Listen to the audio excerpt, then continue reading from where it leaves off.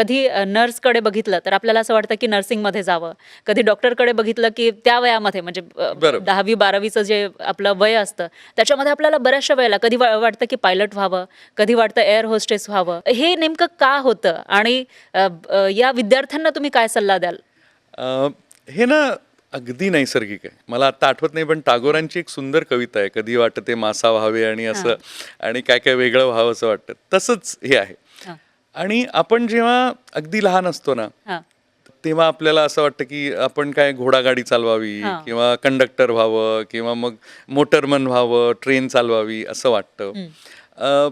So त्यावेळी म्हणजे 7वी पर्यंत किंवा 8वी पर्यंत आपली जी निवड असते करिअरची, हे पण करिअर डिसिजन्स आहेत हा. हां. आणि हे ना मला पालकांना सांगायचं आहे की ह्या लहान मुलांचे करिअर डिसिजन्स ते जेव्हा अनाऊन्स करतात, ते जेव्हा म्हणतात आणि कुठल्या तरी फॅन्टसीच्या जगामध्ये असतात, हां, तिथे काहीतरी टीचर बनतात आणि हां. मग बरोबर. पट्टी घेऊन किंवा इतरांना शिकवतात. हे सगळे खेळणं होऊ दिले पाहिजेत. अच्छा. ही त्यांची त्यावेळची करिअर, हे त्यांची त्यावेळचे Choices. करिअर निर्णय आहेत. हां. हां, आणि ते फॅन्टसी बेस्ड आहेत आणि तेच पुढे पुढे डेव्हलप होत असतात. म्हणजे ते कदाचित पूर्ण बदलतील. सो सुरुवातीला आपण वाढताना फॅन्टसी बेस्ड करिअर डिसिजन्स घेतो. नंतरच्या काळामध्ये म्हणजे 8वी 9वी 10वी पर्यंत आपण इंटरेस्ट बेस्ड करिअर डिसिजन्स घेतो. म्हणजे हा विषय आवडतो, मग मला हे करायचंय पुढे.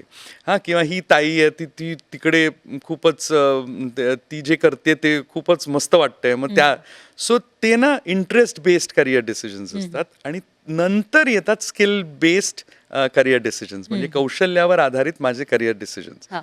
पण एकातनं दुसरं, दुसऱ्यातनं तिसरं असं होत जातं.